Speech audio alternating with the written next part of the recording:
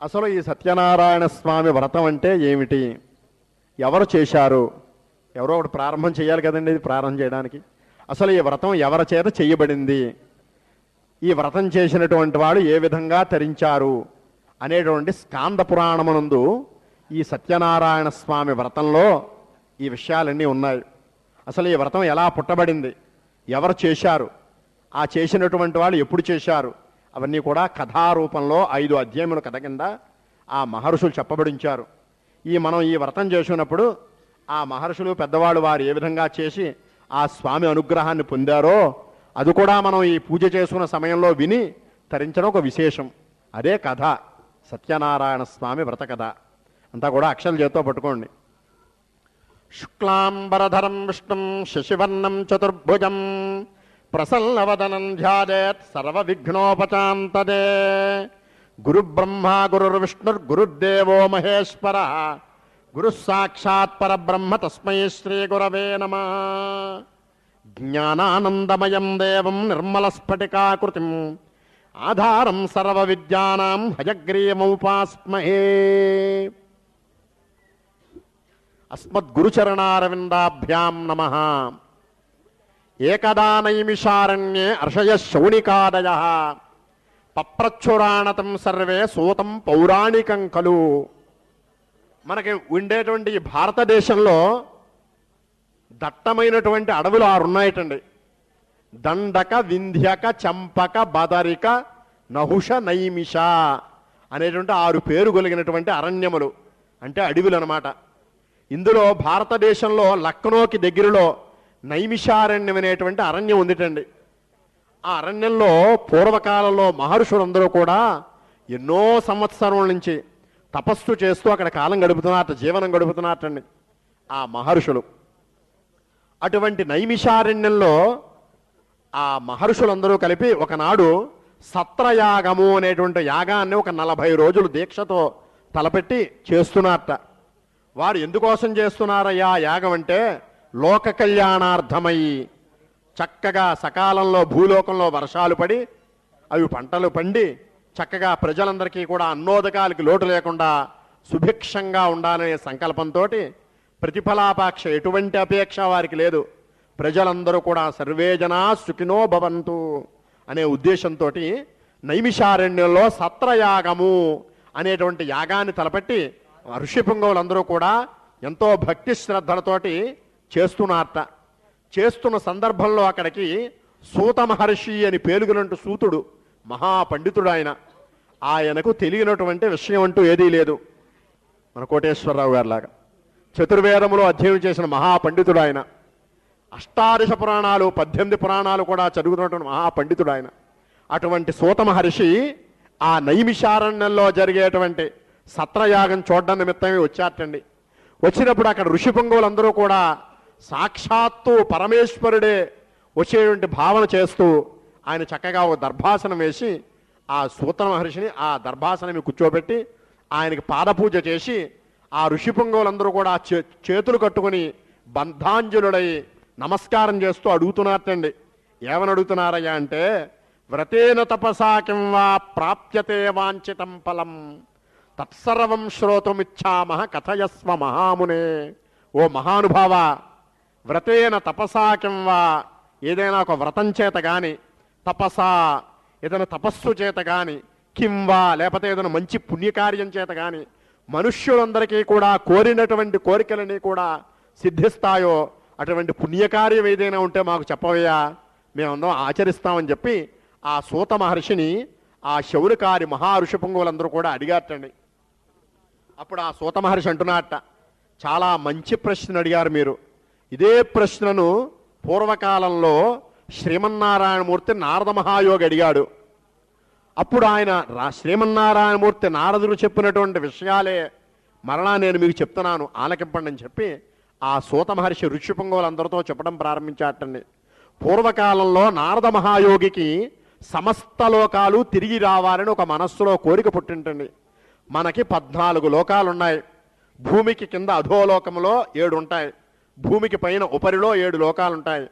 భూలోక, భువర్లోక, సువర్లోక, జనోలోక, తపోలోక, సత్యలోక అని చెప్పి ఈ విధంగా భూమికి పైన 7 అతల వితల సుతల తలాతల రసాతల మహాతల పాతాళ అని చెప్పి 7 లోకాలు భూమి కింద ఉంటాయి. ఈ లోకాలన్నీ కూడా చూసి రావాలని నారద మహాయోగికి ఒక రోజున కోరిక పుట్టింటండి. సరే, ఒక మంచి రోజున ముహూర్త నిర్ణయం చేసి చేత తుంబూరా పట్టుకుని శ్రీమన్నారాయణమూర్తి నామస్మరణ చేస్తూ ప్రతి లోకానికి వెళుతున్నట్ట. అక్కడ ఉండేటువంటి వింతలో విషయములన్నీ కూడా తెలుసుకుంటూ మార్గ మధ్యే భూలోకానికి కూడా వచ్చేటండి. వచ్చేటప్పుడు అక్కడ మనుష్యులందరూ కూడా నానాక్లేశ సమన్విత, క్లేశములంటే కష్టాలతోటి బాధపడుతున్నారట. ఏమిటి ఈ మనుష్యులందరూ ఇలా దుఃఖాలతో బాధపడుతున్నారే, పాపకర్మలు చేస్తున్నారు, చాలా కష్టాలు అనుభవిస్తున్నారు, వీరి కష్టాలన్నీ తొలగడానికి ఏదైనా మార్గం ఇక లేదా అని ఆలోచిస్తూ భూలోకం చూడడం పూర్తయిన తర్వాత విష్ణులోకానికి వైకుంఠానికి బయలుదేరి వెళ్ళాటండి నారద మహాయోగి. వైకుంఠంలో ప్రవేశించేటప్పటికి శ్రీమన్నారాయణమూర్తి సశంఖచక్రం సకిరీటకుండలం సపీత వస్త్రం సరసీరుహేక్షణం సహారవక్ష స్థలశోభికౌస్తుభం నమామి విష్ణుం శిరసా చతుర్భుజం.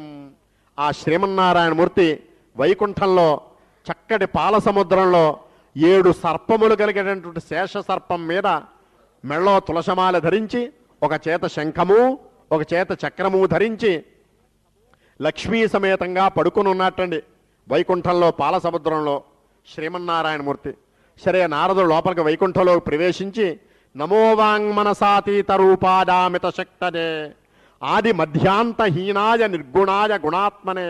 ఓ మహానుభావ శ్రీమన్నారాయణమూర్తి, ఆది మధ్య అంతము ఇవేమీ లేనటువంటి మహానుభావుడు నువ్వు, చతుర్వేద స్వరూపుడవు, నిర్గుణుడవు, గుణాత్ముడవు, భక్తుల కోరికలని తీర్చేటువంటి మహానుభావ శ్రీమన్నారాయణమూర్తి లే అని చెప్పి ఆ నారద మహాయోగి శ్రీమన్నారాయణమూర్తిని మేలుకొలిపాటండి. మేలుకొలిపేటప్పటికి ఆ శ్రీమన్నారాయణమూర్తి లేచి, నారద మహాయోగి, నీవు ఇప్పుడు వైకుంఠానికి రావడానికి గల కారణమేమిటి, నీ మనస్సులో ఏవి కోరికున్నది, అవన్నీ నాకు బహిర్గతం చేసి చెప్పమని అడిగాటండి. అప్పుడు నారద మహాయోగి అంటున్నట్ట, నాకు సమస్త లోకాలు తిరిగి రావాలని మనస్సులో కోరిక పుట్టింది. దాంతో ఒక మంచి రోజున బయలుదేరి ప్రతి లోకానికి వెళుతున్నాను. మార్గమధ్యే మనుష్యలోకం కూడా కనబడింది. అక్కడ మనుష్యులందరూ కూడా పాపకర్మల చేస్తూ దుఃఖాలతో బాధపడుతున్నారు. వారి కష్టాలు తొలగిపోవడానికి ఏదైనా మార్గం లేదా అని మిమ్మల్ని అడుగుదామని వచ్చానని చెప్పి అన్నట్టండి. అంటే శ్రీమన్నారాయణమూర్తి అంటున్నట్ట, నారద మహాయోగి, నీవు చాలా మంచి విషయాన్ని అడిగావు.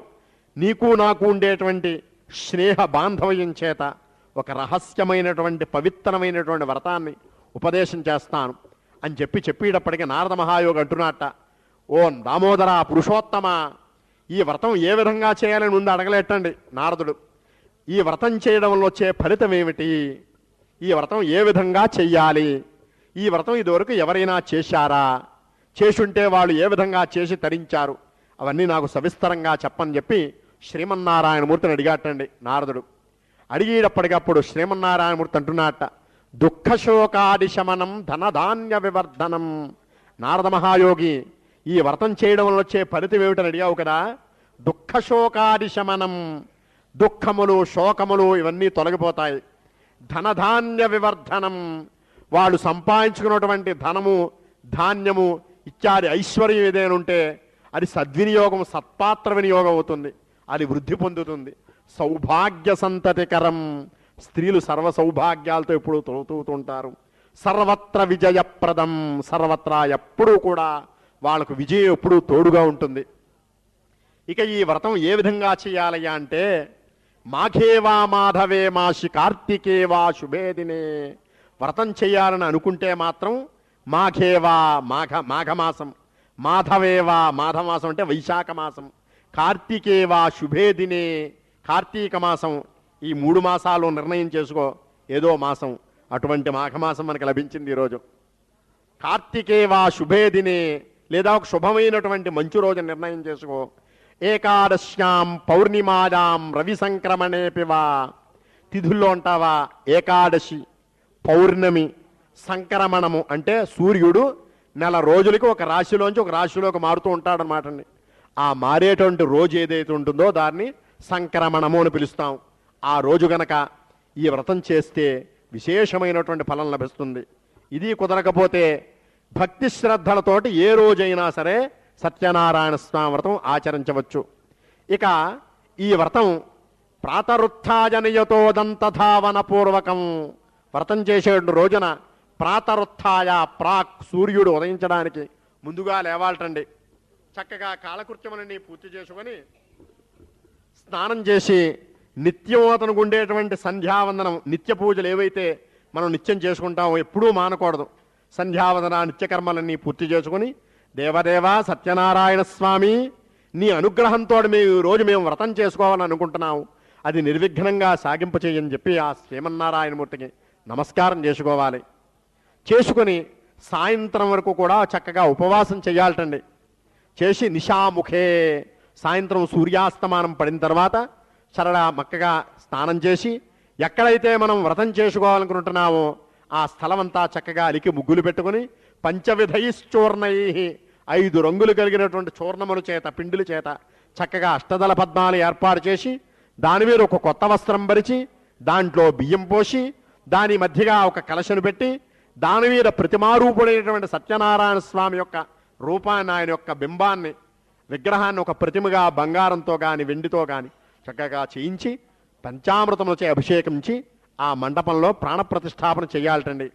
ఈ సత్యనారాయణ స్వామికి కూడా ఉండేటువంటి పరివార దేవతలు, సూర్యుడు మొదలైనటువంటి నవగ్రహ దేవతలు, బ్రహ్మ విష్ణు మహేశ్వరులు, ఇంద్రుడు మొదలైనటువంటి అష్టదిక్పాలకులు, వీరందరినీ కూడా సమంత్రపూర్వకంగా మంత్రములతో సుస్వరంగా ఉచ్చరించేటువంటి బ్రాహ్మణ చేత ఆ మండపంలో ఆ దేవతలందరినీ కూడా ఆవాహన చేసి గంధ పుష్పాక్షతైర్యుక్తం, గంధముల చేత పుష్పములు అక్షతల చేత ఆ స్వామికి పూజ చేసి ఆవు పాలు, గోధుమ నూక, ఆవు నెయ్యి, అరటిపండ్లు, శర్కర వీటన్నిటితో సిద్ధం చేసినటువంటి ప్రసాదం ఏదైతే ఉంటుందో ఆ స్వామికి నివేదన చేసి తాంబూల నీరాజన మంత్రపుష్పై, తాంబూలం నీరాజనం మంత్రపుష్పముల చేత ఆ స్వామికి పూజ చేసి ప్రదక్షిణ నమస్కారయుతం, చక్కగా ప్రదక్షిణ నమస్కారముల చేత ఆ స్వామికి పూజ చేయాలి.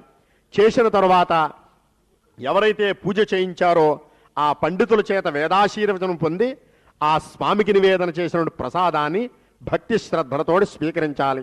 నారద మహాయోగి కలియుగంలో ఈ సత్యనారాయణ స్వామి సత్యనారాయణ స్వామి వ్రతం విశేష ఫలదాయకమైనటువంటిది, ఏ శుభకార్యం చేసినా తప్పనిసరిగా ఆచరిస్తారు అని చెప్పి ఈ వ్రత విధానంతా కూడా ఆ వైకుంఠంలో శ్రీమన్నారాయణమూర్తి నారద మహాయోగికి చెప్తే ఆ నైమిషారణ్యంలో ఉన్నటువంటి మహాములందరికీ కూడా సూత మహర్షి శౌనక మహాముందరికీ కూడా చెప్పాడు. కావున ఇతి శ్రీ స్కాంద పురాణే రేవాఖాండే సత్యనారాయణ వ్రతకథాయాం ప్రథమోధ్యాయ సమాప్త. ఏతత్ఫలం శ్రీ సత్యనారాయణ దేవతార్పణమస్తు. శ్రీమద్ రమారమణ గోవింద గోవింద. కొబ్బరికాయ కొట్టి నివేదన చేసి నీరాజనం వెలిగించండి. ప్రథమోధ్యాయానంతరం ఉత్తర నీరాజనం దర్శయామి.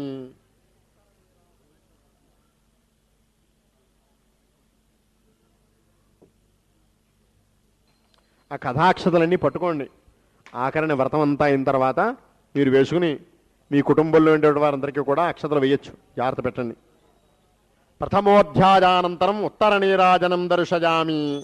మంగళం కోసలేంద్రాయ మహనీయ గుణాత్మనే చక్రవర్తి తనూజాయ సార్వభౌమాయ మంగళం. సంతతశ్రీరస్తు సమస్త మంగళాని భవంతు. నిత్యశ్రీరస్తు నిత్యమంగళాని భవంతు. శ్రీమద్ రమారమణ గోవింద గోవింద. ద్వితీయోధ్యాయ ప్రారంభ. మరలా అక్షరం చేత్తో పట్టుకోండి. ఈ శ్రీమన్నారాయణమూర్తి నారదుడు చెప్పినటువంటి ఈ వ్రతాన్ని ప్రప్రథమంగా కాశీపట్టణంలో ఒక బ్రాహ్మడు చేశాటండి. ఆ బ్రాహ్మడు ఏ విధంగా చేశాడయ్యా అంటే, కశ్చిత్ కాశీరమ్యే ఆశీద్దిప్రోతి నిర్ధన. కాశీపట్టణంలో కాశీ పండితుడని ఒక బ్రాహ్మడు ఉన్నట్టండి. అతను వేదమంతా కూడా అధ్యయనం చేశాడు. ఎంతో కష్టపడుతున్నాడు. ఎంత కష్టపడినా కూడా అతని కుటుంబంలో ఉండే వారందరికీ కూడా కడుపు నిండా భోజనం పెట్టడానికి తగినటువంటి మార్గం అతనికి దొరకట్లేదు. అంచేత ఒక రోజున ఒక దేవాలయంలో కూర్చుని దుఃఖంతో బాధపడుతున్నట్టండి ఆ బ్రాహ్మడు. నన్ను ఆశ్రయించుకుని నా పిల్లలు భార్య ఇంతమంది ఉన్నారే, వారందరికీ కూడా కడుపు నిండా భోజనం కూడా పెట్టలేకపోతున్నా అని చెప్పి దుఃఖితం బాధపడుతున్నట్ట. దుఃఖితం బ్రాహ్మణం దృష్ట్వా భగవాన్ బ్రాహ్మణ ప్రియా. ఎప్పుడైతే బ్రాహ్మణుల దేవాలయంలోకి వచ్చిన దుఃఖంతో బాధపడుతున్నాడో ఆ శ్రీమన్నారాయణమూర్తి జగద్రక్షకుడు మమ్మల్ని అందరినీ కూడా రక్షించేడు మహానుభావుడు ఆయన చూచి ఈ బ్రాహ్మణుల దుఃఖంతో బాధపడుతున్నాడే అని ఒక వృద్ధుడు, ఒక 100 సంవత్సరములు కలిగినటువంటి ఒక అతను ఎటువంటి రూపంతో అయితే ఉంటాడో అటువంటి ముసలివాడు ఏ రూపంలో ఉంటువాడో అటువంటి రూపాన్ని ధరించి ఈ బ్రాహ్మణ దగ్గరికి దేవాలయంలోకి వచ్చి ఆ బ్రాహ్మణ పక్కన కూర్చుని ఆ బ్రాహ్మణతో అంటున్నాడు, ఓ మహానుభావ, మీరు చూస్తుంటే సాక్షాత్తు వేదస్వరూపంలో ఉన్నారు. ముఖం చూస్తుంటే మనస్సులేవో చాలా చింతలు కష్టాలు ఉంటగా నాకు కనపడుతుంది.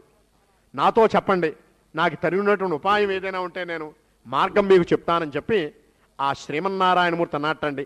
అనేటప్పటిగా ఆ బ్రాహ్మడు అంటున్నట్ట, అయ్యా నేను వేదమంతా అధ్యయనం చేశాను, చదువుకున్నాను, ఎంతో కష్టపడుతున్నాను, కానీ నా పిల్లలందరికీ కూడా కడుపు నిండా భోజనం పెట్టడానికి తిరిగినటువంటి మార్గం నాకు దొరకట్లేదు.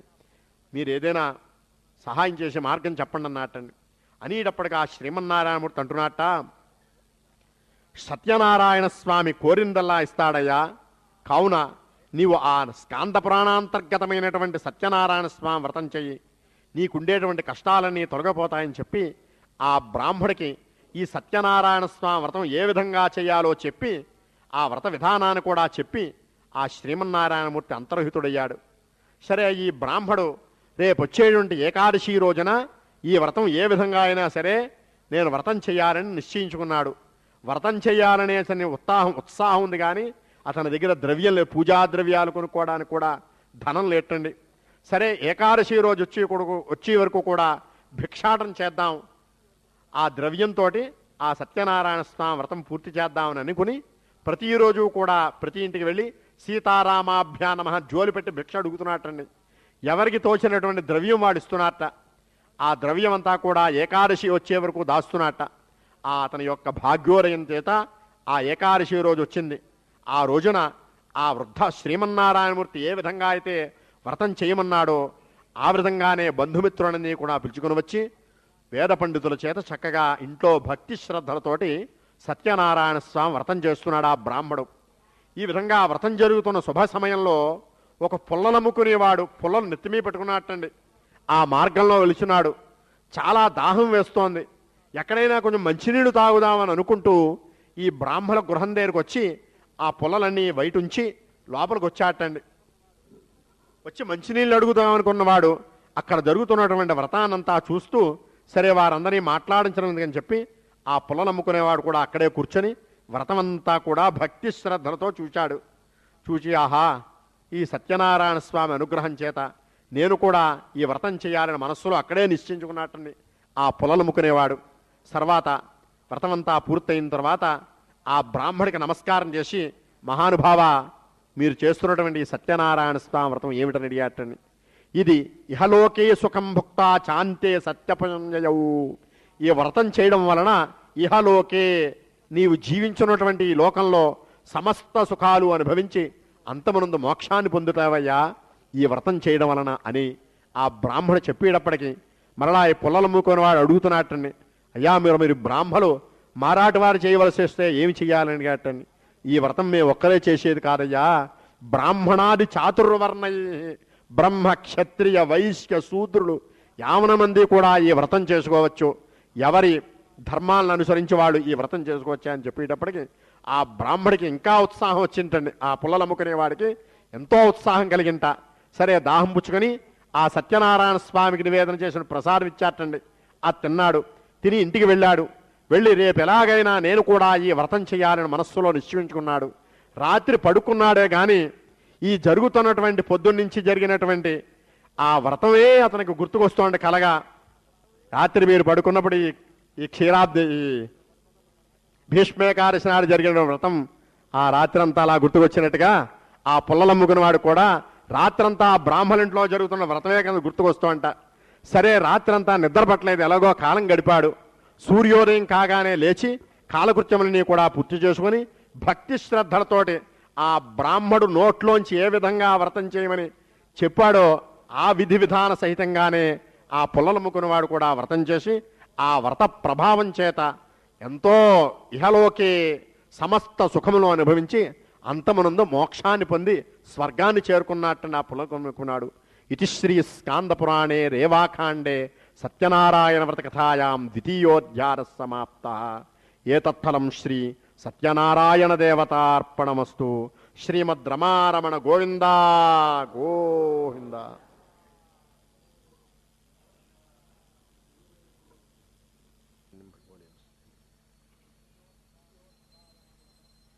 ద్వితీయోధ్యాయానంతరం ఉత్తర నీరాజనం దర్శయామి. నీరాజనం వెలిగించి చూపించిన స్వామికి.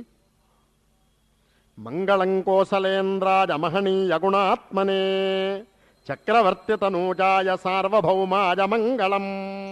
సంతతశ్రీరస్తు సమస్తమంగళాని భవంతు. నిత్యశ్రీరస్తు నిత్యమంగళాని భవంతు. పుష్పార్ఘ్యం సమర్పయామి. శ్రీమద్ రమారమణ గోవింద గోవింద. పైకెత్తనుకుంది, దూరంగా ఉన్నవాడు అక్కడ కూడా ఉన్నవారికి. తృతీయోధ్యాయ ప్రారంభ. మరలా అక్షరం చేత్తో పట్టుకోండి. అథాన్యత్ సంప్రవక్ష్యామి శృణుత్వం ముని సత్తమా. ఆసీతుంగధ్వజో రాజా ప్రజాపాలన తత్పర. ఒక మహారాజు గారు మగధ దేశం అనేటువంటి దేశాన్ని పరిపాలన చేస్తున్నట్టండి.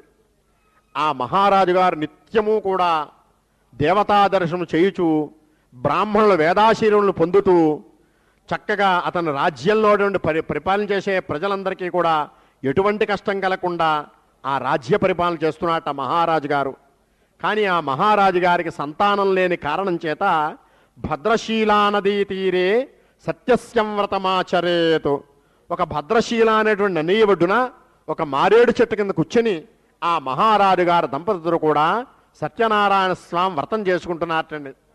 ఈ వ్రతం జరుగుతున్న సందర్భంలో ఒక సాధువు అని పేరుకునేటువంటి ఒక వైశ్యుడు పడవల్లో అనంతమైనటువంటి ధనానంతా కూడా పడవల్లో వేసుకుని వర్తకం చేయడం నిమిత్తం వ్యాపారం చేయడం కోసమని చెప్పి వాళ్ళ ఊరు నుంచి పొరుగురు ప్రయాణం చేస్తున్నట్టండి నదిలో. కొంత దూరం ఈ విధంగా ప్రయాణం చేసిన తర్వాత నదీ ఒడ్డున ఈ మహారాజు గారు దంపతులు కూడా సత్యనారాయణ స్వామి వ్రతం చేయటుంటూ చూచాట ఈ సాధువు. సరే, పడవల్ని కూడా ఒడ్డుకు రప్పించాట. కాళ్ళు కడుక్కొని ఆ పూజాస్థలానికి వెళ్ళి అక్కడ కూర్చున్నట్టండి.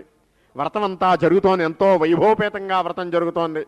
వ్రతం అంతా పూర్తయిన తర్వాత ఆ మహారాజు గారు వ్రతం చేసుకునే దంపతులకు వెళ్ళి, అయ్యా మహారాజా, ఈ సత్యనారాయణ స్వామి వ్రతం మీరు ఎందుకోసం చేసుకుంటున్నారు అని అడిగాట.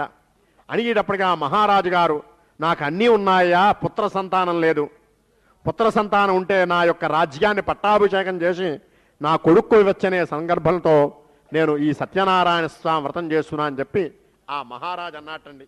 అనేటప్పటికీ ఈ సాధువు, ఈ వైశ్యుడు, నాకు కూడా సంతానం లేదు, తప్పనిసరిగా ఆ సంతానం గనక కలిగితే నేను కూడా ఈ సత్యనారాయణ స్వామి వ్రతం చేసుకుంటానని చెప్పి మనస్సులో అనుకుని ఆ మహారాజు గారు వ్రతం చేసిన తర్వాత ప్రసాదాన్ని తిని పడవెక్కి అతని యొక్క వర్తకం వ్యాపారం చేసుకోవడం నిమిత్తమై వెళ్ళి ఆ పనులన్నీ ముగించుకొని తిరిగి ఇంటికి వచ్చిన తర్వాత ఈ వైశ్యుని యొక్క భార్యను పిలిచి ఆవిడతో అంటున్నట్ట, నేను ఇలా మొన్నలా ప్రయాణం చేసి వెళ్తుండగా ఒక మహారాజు గారు వ్రతం చేసుకుంటున్నారు, ఆ వ్రతం అంతా చూశాను, వారు పుత్ర సంతానం కోసమై వ్రతం చేసుకుంటున్నా అని చెప్పారు, కనుక మనకు కూడా సంతానం లేదు కాబట్టి మనం కూడా ఆ సత్యనారాయణ స్వామి అనుగ్రహం చేత వ్రతం చేసి ఆ సంతానం కలిగితే వ్రతం చేసుకుందామని చెప్పి ఆ దంపతులు కూడా స్వామికి నమస్కారం చేసి వేడుకున్నారటండి.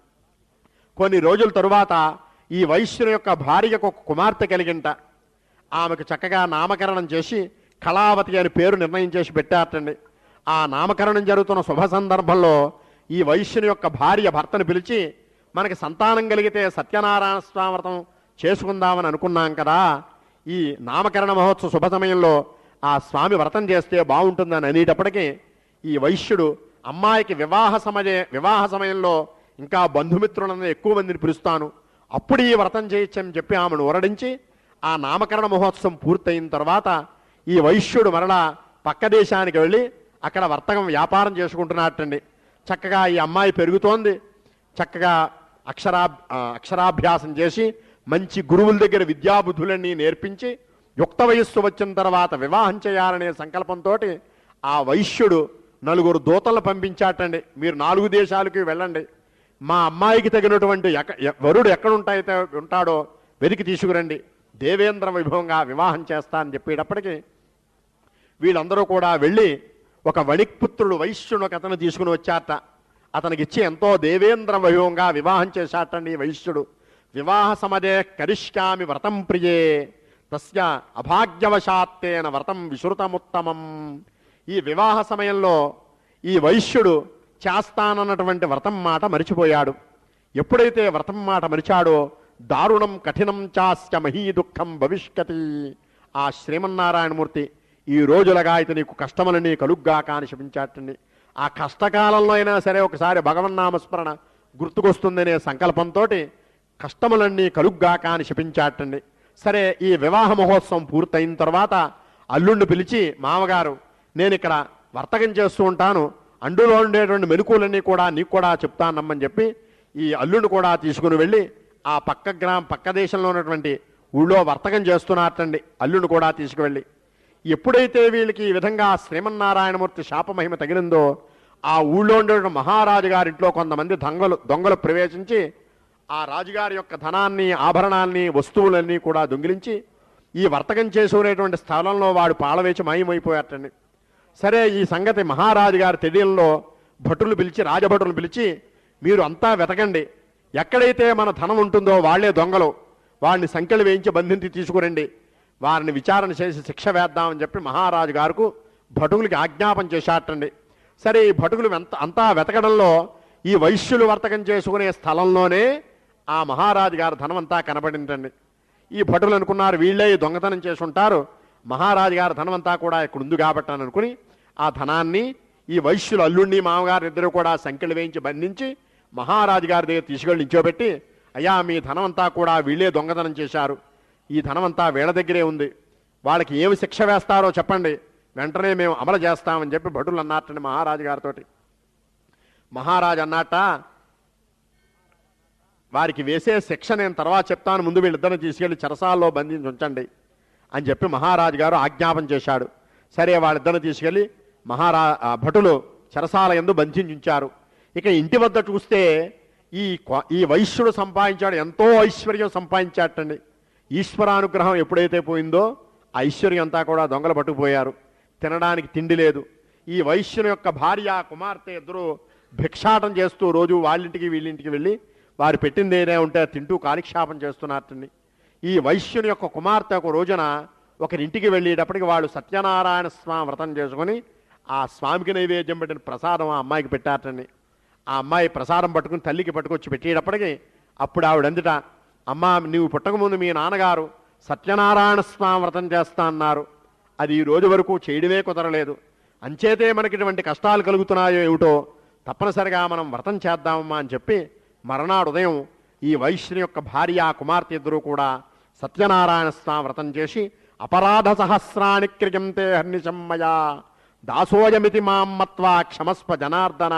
స్వామి, మేము అజ్ఞానం చేత గాని జ్ఞానం చేత గాని చేసినటువంటి అపరాధాలు ఏమైనా ఉంటే క్షమించి నా భర్త అల్లుడు ఎక్కడున్నా సరే సుఖంగా ఇంటికి వచ్చేసి చేయమని చెప్పి ఆ సత్యనారాయణ స్వామికి నమస్కారం చేశారటండి ఈ భార్య కుమార్తె ఇద్దరూ కూడా. ఎప్పుడైతే వీళ్ళు వ్రతం చేసి ఈ విధంగా స్వామికి నమస్కారం చేశారో మహానుభావుడు శ్రీమన్నారాయణమూర్తి ఎంతో సంతోషపడి ఆ రోజు రాత్రి వీళ్ళని చెరసాల్లో బంధించమని చెప్పినటువంటి మహారాజు గారికి స్వప్నంలో దర్శనమిచ్చాట శ్రీమన్నారాయణమూర్తి. ఇచ్చి అంటున్నట్ట, ఓ మహారాజా, నీవు చెరసాల్లో ఇద్దరు దొంగలని బంధించుంచావు, వారిద్దరూ దొంగల కారు, నా శాప ప్రభావం చేత వాళ్ళు ఇప్పుడు నీ దగ్గర బందీలై ఉన్నారు, రేపు సూర్యోదయం అవడమేమిటి, వాళ్ళిద్దరినీ కూడా చెరసాల్లోంచి విడిచిపెట్టమని చెప్పి శ్రీమన్నారాయణమూర్తి చెప్పేటప్పటికి మర్నాడు ఉదయం మహారాజు గారు సభను ఏర్పాటు చేసి భటులను పిలిచి చెరసాల్లో బంధించినటువంటి వద్దని కూడా తీసుకురమ్మని చెప్పి ఆజ్ఞాపన చేశాటండి.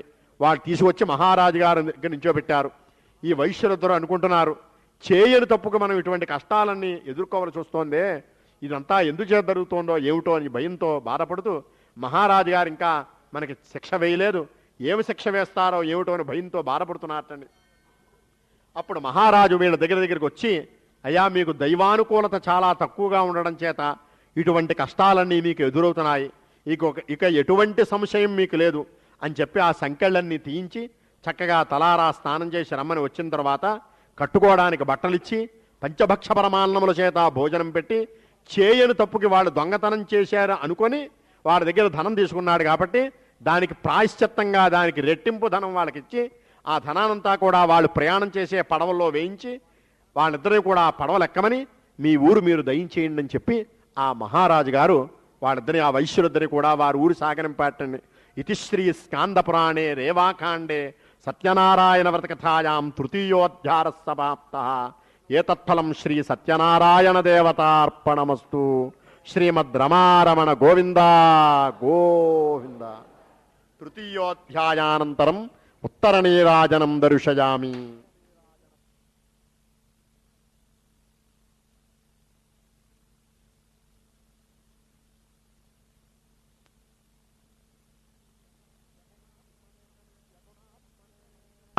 గుణాత్మనే చక్రవర్తితనూజాయ సార్వభౌమాయ మంగళం. సంతతశ్రీరస్తు సమస్తమంగళాని భవంతు. నిత్యశ్రీరస్తు నిత్యమంగళాని భవంతు. శ్రీమద్ రమారమణ గోవింద గోవింద. ఇక్కడి నుంచి ఎలా చూపెట్టారు ఒకసారి. చతుర్థోధ్యాయ ప్రారంభ. మరలా అక్షరం చేతో పట్టుకోండి. యాత్రాంకృత్వా తతస్సాధుర్మంగళాచారపూర్వకం బ్రాహ్మణేభ్యో ధనం దత్వా యయౌ స్మనగరం ప్రతి. ఈ మహారాజు గారి ఇచ్చినటువంటి ధనాంతా కూడా పడవలో వేసుకొని ఈ అల్లుడు మామగారిద్దరూ కూడా ఎంతో సంతోషంతో తిరుగు ప్రయాణం బట్టి వాళ్ళ ఊరు ఏదైతే ఉందో ఆ ఊరి నిమిత్తం నదిలో ప్రయాణం చేస్తూ వస్తున్నారటండి. మార్గమధ్యలో ఏవైనా పుణ్య నదులు కనపడితే ఆ నదులో స్నానం చేస్తున్నారట, దేవతా దర్శనం చేస్తున్నారట, బ్రాహ్మణులు వేదాశీరమును పొందుతున్నారట, తిరిగి ప్రయాణం చేస్తూ ఇంటికి వస్తున్నారటండి. కొంత దూరం ఈ విధంగా ప్రయాణం చేసిన తర్వాత ఆ శ్రీమన్నారాయణమూర్తి సత్యనారాయణ స్వామి ఒక అవధూత రూపాన్ని ధరించి దండకమండములు చేతబట్టి ఒక ఒడ్డున నదీ ఒడ్డును కూర్చొని తపస్సు చేసుకుంటున్నట్టండి. ఆ నదిలోనే ఈ వైశ్యులందరూ కూడా స్నానం చేసి నదీ ఒడ్డుకు వచ్చారట. వచ్చిన తర్వాత ఆ సన్యాసి అవధూత వీళ్ళిద్దరినీ ప్రశ్నించారట. అయ్యా వైశ్యులారా, మీ పడవల్లో ఉన్నదంతా ఏమిటి? ఎక్కడికి ప్రయాణం చేసి వెళ్తున్నారు? మీకు ఎంతమంది సంతానం? మీరేం చేస్తూ ఉంటారు అని ఈ ప్రశ్నలన్నీ కూడా ఆ సన్యాసి వాళ్ళని అడిగాటండి.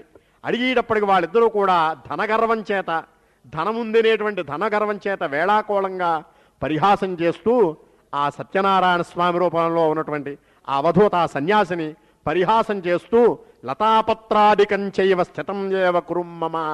ఆ పడవల్లో లత అంటే పువ్వులు, ఆకులు ఇవే ఉన్నాయండి, మరంతకంటే ఇంకేం లేవని చెప్పి ఆ సన్యాసితోటి అబద్ధాలు ఆడారటండి. ఎప్పుడైతే ఆ సన్యాసితోలా చెప్పాడో ఆ అవధూత సత్యం భవతు తే వచః, మీరు అన్నటువంటి మాటలన్నీ కూడా సత్యములగుగాక అన్నట్టండి. అనేటప్పటికీ పడవల్లో ఉన్నటువంటి మహారాజు వచ్చిన ధనాన్ని బదులుగా లతా పత్రాది కంచేవ అవే కనపడుతున్నాయి, ఆకులు పువ్వులు అవే కనపడుతున్నాయి. కొంతసేపటి వరకు దుఃఖంతో బాధపడ్డారటండి. అయ్యో మహారాజు గారు ఎంతో ధనం మనకి ఇచ్చాడే, ఆ ధనం అంతా పోయింది, ఇలా జరిగింది ఏమిటని దుఃఖంతో బాధపడే సందర్భంలో అల్లుడు మామగారితో అంటున్నట్టండి, మనము ఆ సన్యాసితోటి పరిహాసంగా వేళాకోళంగా అబద్ధాలన్నీ ఆడాం, అంచేతే మన ధనం అంతా మన పోయింది. ఇప్పుడు ఏం చేయడానికైనా కూడా ఆయనకే శక్యం కలదు.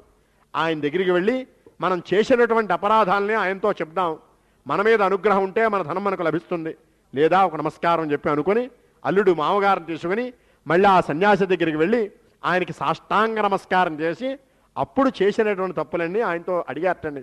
అయ్యా మా దగ్గర ధనం ఉంది, కానీ మీతో పరిహాసంగా వేళాకోళంగా అబద్ధాలన్నీ ఆడాం, మా ధనం అంతా మాయమైపోయింది, మా ధనం మాకిచ్చి మమ్మల్ని రక్షించండి అని చెప్పి వేడుకున్నారటండి.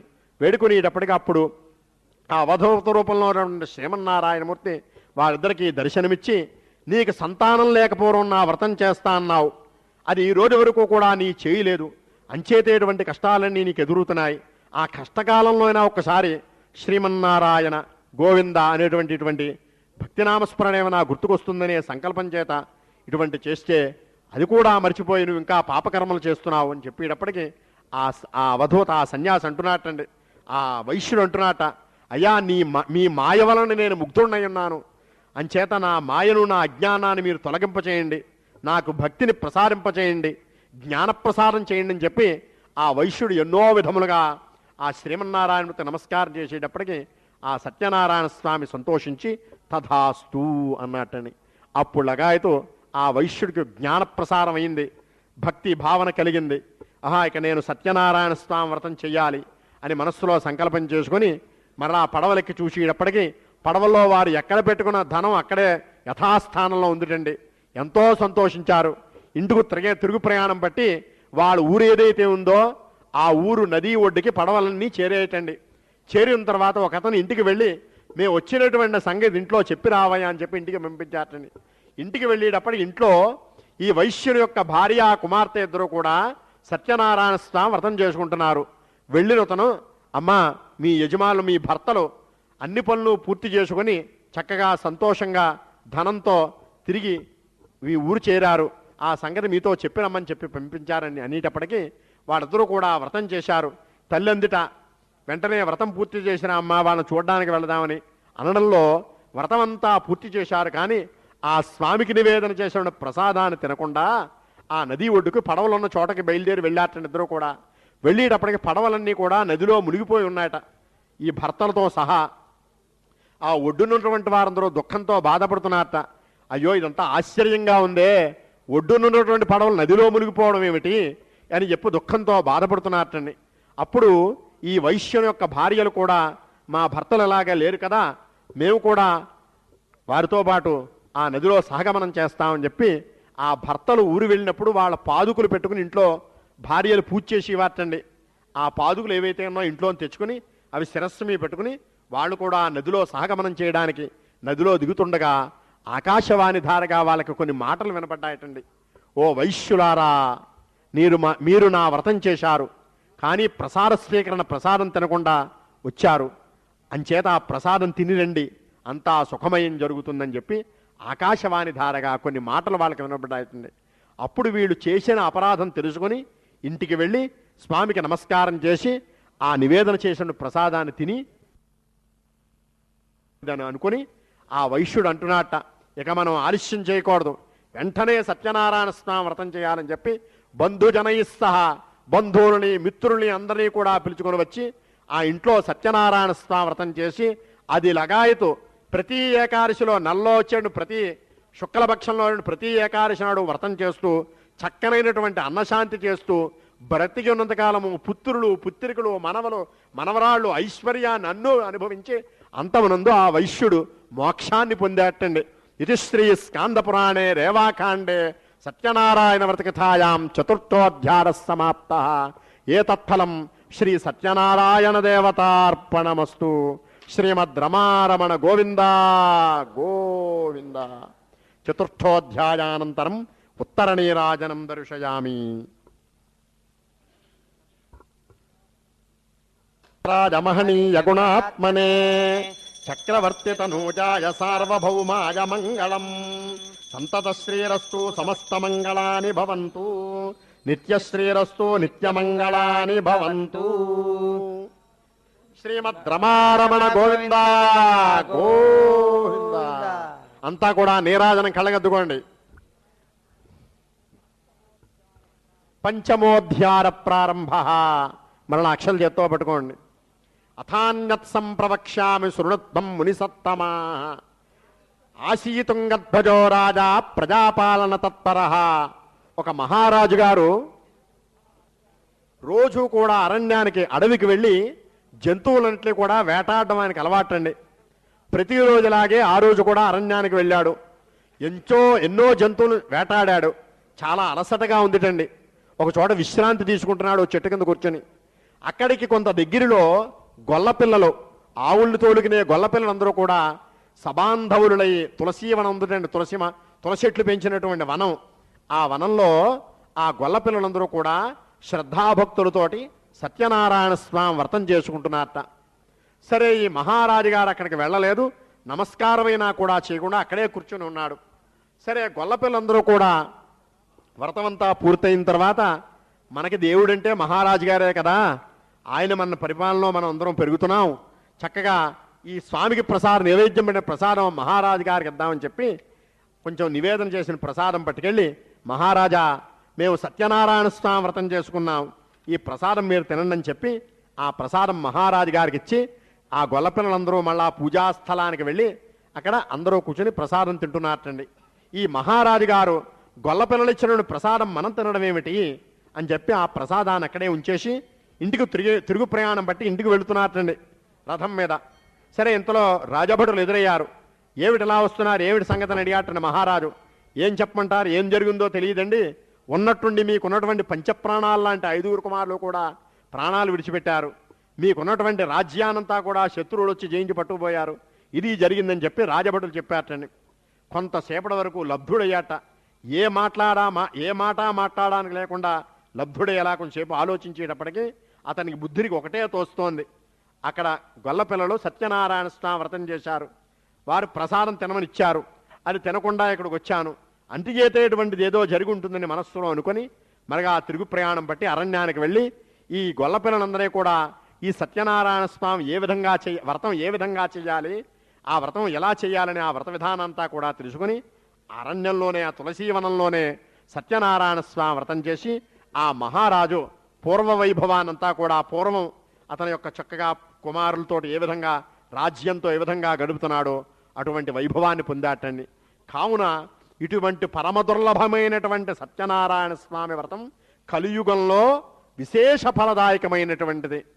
కలియుగంలో కొందరు సత్యేశ్వరుడని, కొందరు సత్యనారాయణుడని, కొందరు సత్యదేవుడని నానారూపధరో భూత్వా ఏ పేరుతో పిలిచి ఆయన్ని అర్చించి పూజించినా కూడా మనందరికీ కూడా సకల శ్రేయస్సులు అందించడానికి ఆ మహానుభావుడు సిద్ధంగా ఉన్నాడు. కావున నారద మహాయోగి ఈ సత్యనారాయణ స్వామి వ్రతం స్కాంద పురాణాంతర్గతమైనటువంటి వ్రతం. ఈ వ్రతం యొక్క విశేషాలన్నీ కూడా చెప్పి ఉన్నాను. ఒక బ్రాహ్మడు ఈ వ్రతం చేసి ఎటువంటి మహత్యాన్ని పొందాడో చెప్పాను.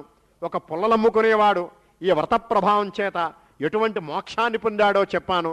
ఒక వైశ్యుడు వ్రతం ఆచరించడం వలన ఆ వ్రత ప్రభావం చేత అతనికి స్వర్గమే వచ్చింది. కనుక ఈ సత్యనారాయణ స్వామి వ్రతం ఎవరైతే చేస్తారో, లేకపోతే వ్రతం జరుగుతున్నప్పుడు చూస్తారో, అది కూడా జరగకపోతే ఆ స్వామి కథాక్షతలు శిరస్సునందు ధరిస్తారో వారందరికీ కూడా సత్యనారాయణ స్వామి అనుగ్రహం కలుగుగాక అని చెప్పి ఈ ఆశీర్వచనాన్ని శ్రీమన్నారాయణమూర్తి నారద మహాయోగికి చెప్తే ఆ సూత మహర్షి శౌనికారి మహామందురికి కూడా చెప్పి ఉన్నాడు. ఇది శ్రీ స్కాంద పురాణే రేవాఖాండే సత్యనారాయణ వ్రతకథాయాం పంచమోధ్యాయ సమాప్త. ఏతత్ఫలం శ్రీ సత్యనారాయణ దేవతార్పణమస్తు. స్వస్తి ప్రజాభ్యః పరిపాలయంతాం న్యాయేన మార్గేణ మహిం మహిషాః. గోబ్రాహ్మణేభ్యః శుభమస్తు నిత్యం. లోకాః సమస్తాః సుఖినో భవంతు. సర్వే జనాః సుఖినో భవంతు. దేవదేవస్య అనంతానంత భోగో అస్తు. ఏతత్ఫలం శ్రీ సత్యనారాయణ దేవతార్పణమస్తు.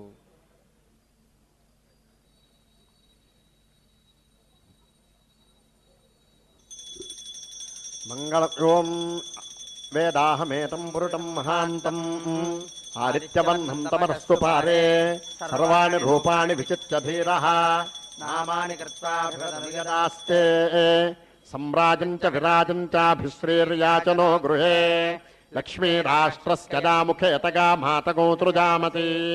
సంతతశ్రీరస్తు సమస్తమంగళాని భవంతు. నిత్యశ్రీరస్తు నిత్యమంగళాని భవంతు. కర్పూర దివ్యమంగళ నీరాజనం దర్శయామి. నీరాజనాంతరం పుష్పార్ఘ్యం సమర్పయామి. శ్రీమద్ రమారమణ గోవింద గోవింద. మరలానండి, శ్రీమద్ రమారమణ గోవింద, శ్రీమద్ రమారమణ గోవింద.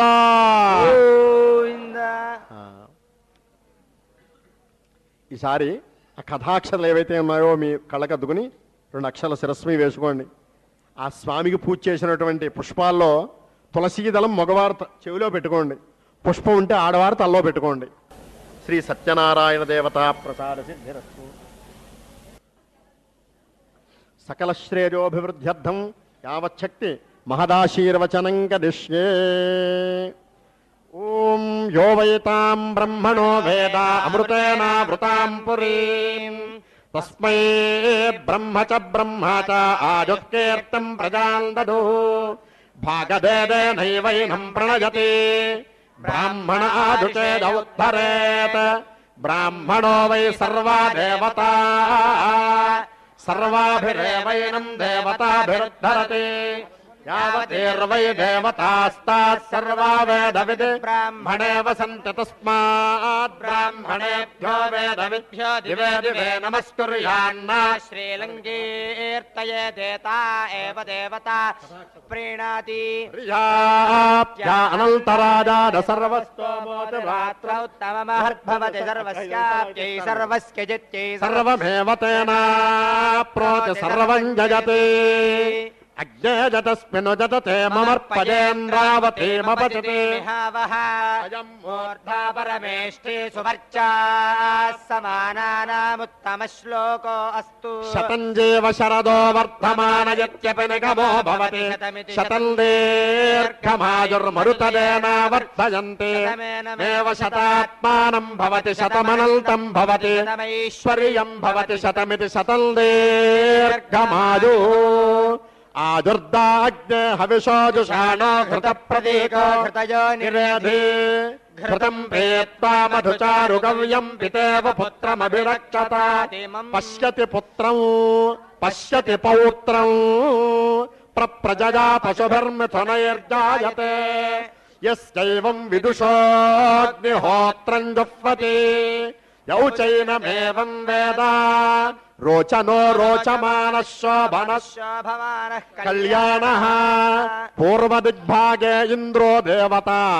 ఇంద్రప్రసాదాద్ రాజ్యాభివర్ధనమశ్నుతే దక్షిణ దిగ్భాగే యమో దేవత యమప్రసాదాత్ ఆదుష్యాభివర్ధనమశ్నుతే పశ్చిమ దిగ్భాగే వరుణో దేవత వరుణ ప్రసాదాత్ పుత్రపౌత్రాభివర్ధనమశ్నుతే ఉత్తర దిగ్భాగే కుబేరో దేవత కుబేర ప్రసాదాత్ ధనధాన్యాభివర్ధనమశ్నుతే సర్వదిగ్భాగే బ్రహ్మా దేవత బ్రాహ్మణ ప్రసాదాత్ శత్రుక్షయం మిత్రోర్జనమశ్నుతే సోమేన రాజ్ఞా సర్వాదిశో జయతి ఏవం శతమానం భవతి శతాజః పురుషః శతేంద్రియ ఆదుష్కేవేంద్రియే ప్రతిష్టతి అంత అలా నమస్కారం చేయండి. స్వస్తి మంత్రార్థాస్తప్చాస్తఫలాస్తంతు వేదోక్తం పరిపూర్ణమానుష్కమస్తు తత్సమదే సూర్యాదీనాం నవానాం గ్రహాణాం ఆనుకూల్యతా ఫలసిద్ధిరస్తు. శ్రీ సత్యనారాయణ దేవతా ప్రసాదేన సర్వేషాం యజమానానాం సహకుటుంబానాం ఆయురారోగ్యైశ్వర్యాభివృద్ధిరస్తు. సర్వేషాం యజమానానాం మనస్సంకల్పిత సమస్త కార్యేషు నిరాటంక సిద్ధి ద్వారా సమస్త కార్యానుకూలతా ఫలసిద్ధిరస్తు. సర్వే జనా సుఖినో భవంతు. దేవదేవస్య అనంతానంత భోగో అస్తు. ఈసారి మీరు పెట్టినటువంటి రాగి చెంబు కలశని ఒక్కసారి ఓం అని పైకెత్తండి. ఓం యజ్ఞేన యజ్ఞమజంత దేవాస్తాని ధర్మాని ప్రథమాన్యాసన్ తే హనాకం మహిమానస్సజంతే యత్ర పూర్వే సాధ్యాస్సంతి దేవాః సత్యనారాయణ స్వామినం యథాస్థానం ప్రవేశయామి.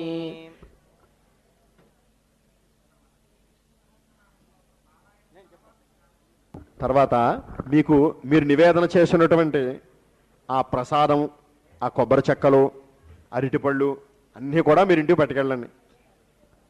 అక్కడ మండపం దగ్గర నివేదన చేసినటువంటి కొబ్బరి చెక్కలు, ప్రసాదము, మీకు నిమిత్తం ఇచ్చినటువంటి ప్రసాదము అన్నీ కూడా మీరు తీసుకుని జాగ్రత్తగా మీ సామగ్రి అన్నీ కూడా సంచిలో పెట్టుకోండి.